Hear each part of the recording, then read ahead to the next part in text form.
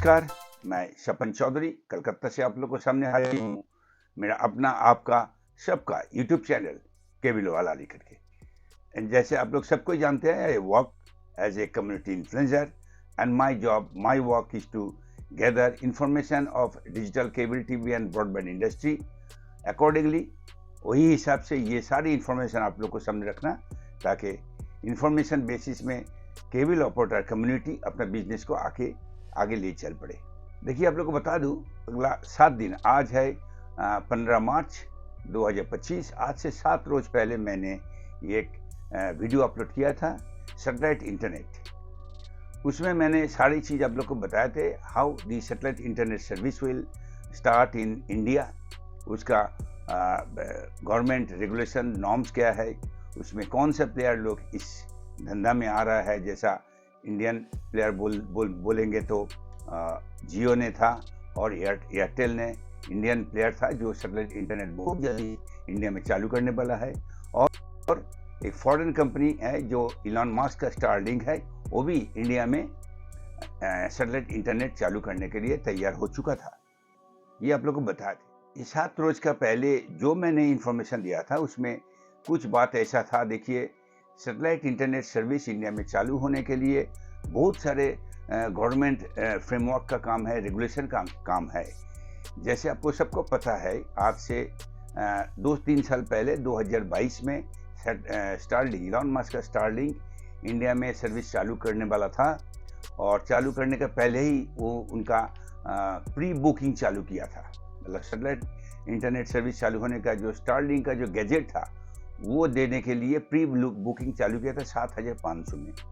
वो पैसा स्टारलिंक ने उठाना चालू किया था, लेकिन बाद में पता चला स्टारलिंक का कोई ऑफिशियल परमिशन नहीं था, कोई लाइसेंस नहीं था, तो इसीलिए स्टारलिंक का वो बुकिंग बंद करना पड़ा, एंड बुकिंग का पैसा भी वापस करने पड़ा इन द ईयर 2022।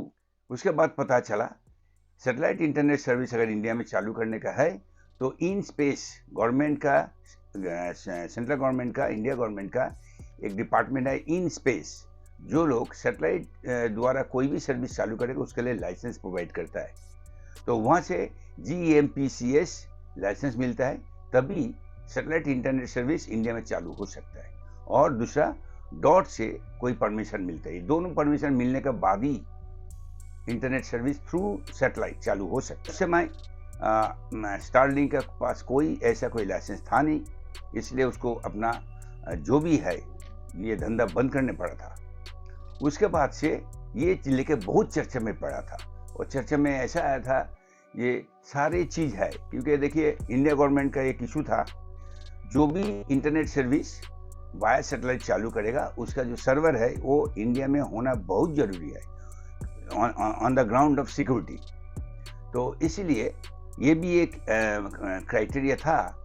अगर कोई किसी को फॉरेन कंट्री का कोई बिजनेसमैन से चालू करेगा, उसका सर्वर यहाँ पे रहने पड़ेगा, जिसका एक्सेस इंडिया कर सकता है फॉर सिक्योरिटी रीजन।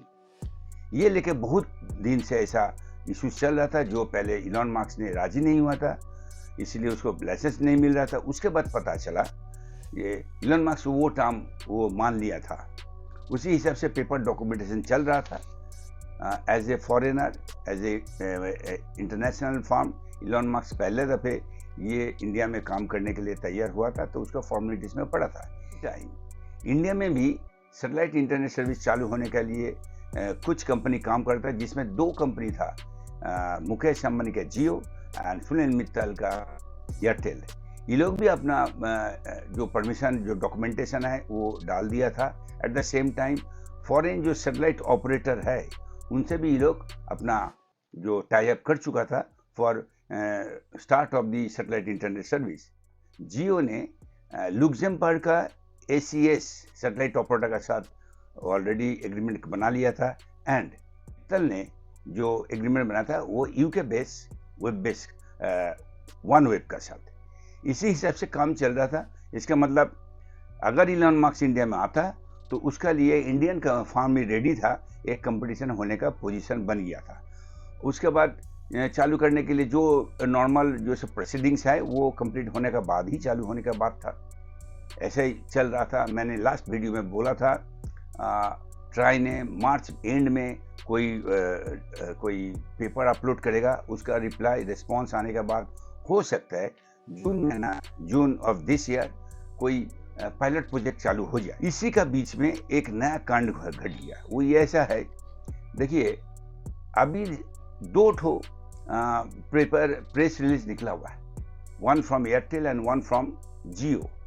उस पेपर रिलीज में देखा गया है जियो ने पहला 11 मार्च 2025, जहाँ पे एयरटेल ने बताया वो लोग इलोन मस्क के साथ एक डिस्ट्रीब्यूशन एग्रीमेंट में चला गया है। Satellite internet service Elon Musk से चालू करने के लिए एयरटेल ने उसका डिस्ट्रीब्यूशन प्लेटफॉर्म होके काम करेगा, डिस्ट्रीब्यूशन विंग होके काम करेगा, एंड उसका जितना काउंटर ऑल इंडिया में है उसी काउंटर से इलोन मस्क का इक्विपमेंट भी बिकेगा। उसका एक दिन बाद जियो ने भी एक ही एग्रीमेंट साइन कर चुका है। देखिए मैं आप लोग के सामने रख रहा हूँ, इस एग्रीमेंट में दिखा जा रहा है जियो भी similar type of agreement with Elon Musk Starlink से किया है, जहाँ पे जितना जियो का रिटेल आउटलेट है वहाँ पे स्टारलिंक का इक्विपमेंट मिलेगा, and Jio will work as a distribution platform of Starlink. यहीं पे सबसे बड़ा सोच का बात को लेके डाउट फील हो गया, ये कैसा हो चुका है।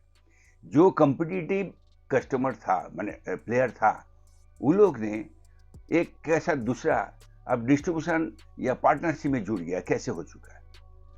ये बोलने का कारण है, देखिए पहला इंडियन कंपनी जितना है वो लोग अपना लॉबी कर रहा था, वो लोग बताया था अगर स्पेक्ट्रम एलोकेशन होगा तो ऑक्शन बेसिस में ही होना चाहिए। इलोन मस्क ने कहा था अगर स्पेक्ट्रम एलोकेशन होगा तो इंटरनेशनल नॉर्म्स, इंटरनेशनल में जिस हिसाब से स्पेक्ट्रम एलोकेट होता है for delivery of internet service, वो स्पेक्ट्रम एलोकेशन होना चाहिए एडमिनिस्ट्रेटिव वे, मतलब ऑल थ्रू आउट वर्ल्ड में एडमिनिस्ट्रेटिव से तय करता है ये कंपनी फिट है for delivery of this service, तो उसको दिया जाए। ये फॉर्मेट में इलोन मस्क मांग रहा था एंड इंडियन कंपनी मांग रहा था, जैसा टेलीकॉम में चलता है, स्पेक्ट्रम एलोकेट किया जाता है, वो लोग स्पेक्ट्रम अपना बीट करके लेता है, बस उसका हिसाब से काम करता है। ये सब तासील चल रहा था। अचानक 11 और 12 तारीख में एक नया सिस्टम आ गया जहाँ पे दिखा जा रहा है इलोन मस्क सर्विस चालू करेगा और उसका जो डिस्ट्रीब्यूशन प्लेटफॉर्म में जो काम करेगा, जो पार्टनरशिप किया, Indian 2 big player Airtel and Reliance उसका साथ जुड़ गया। यही भारी क्वेश्चन मार्क पे पड़ गया, क्योंकि this is a very dangerous proposition. Market को फिर दोबारा मोनोपोली करना चाह रहा, क्योंकि 900 मिलियन जो इंटरनेट यूजर बेस है, ये चीज पूरा कंप्लीट करने के लिए, इसको ऊपर मोनोपोलिस्टिक एटीट्यूड लेके काम करने के लिए ये इंडिया गवर्नमेंट का पॉलिसी बदल नहीं रहा, तो उसमें कुछ बदल आ रहा क्या।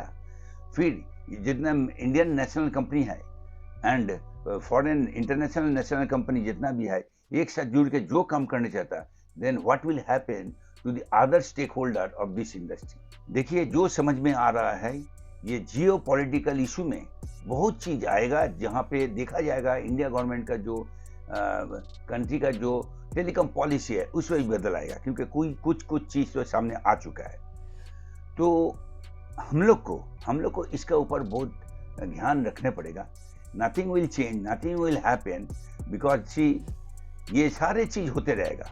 इसका मतलब ये नहीं होगा ये पूरा बिजनेस बंद हो जाएगा, एक जगह चला जाएगा। अगर ऐसा होता है, अगला 4-5 साल से जियो का जो प्रोग्राम, जो पॉलिसी था डायरेक्ट टू होम बिजनेस करने के लिए, उसका वो programme according to their projection वो फेल किया है, हुआ नहीं।